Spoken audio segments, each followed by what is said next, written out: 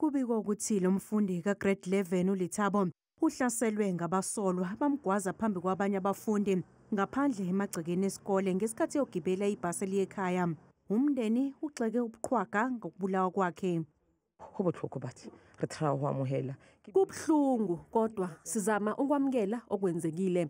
Lena yimphumela yobuqhwaga. uThabo uhambile, ubani omunye olandelayo, kodwa ngikushiyele kuhulumeni nakuzinhlaka ezithintekayo. Kumele kube khona abakwenzayo ngoba njengabazali asisaboni izikole njengendawo ephephile. Owengamele umnyango wezemfundo eGauteng ugxeke ukungabonakali kwamaphoyisa ezikoleni ezihamba phambili ngobungozi. We identified schools that we have agreed with them. Lesedi being part of it, and they had promised that they were going to dispatch police vans or police vehicles in those particular schools that we had identified, the 75 schools, in the morning and in the afternoon.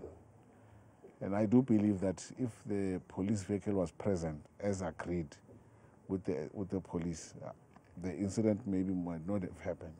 Kusenjalo inhlangano yomphakathi iSoil of Africa ithi lesi akusona isigameko sokuqala ukwenzeka kule ndawo. Inxuse umnyango wezemfundo ukuthi uqhamuke nesisombululo.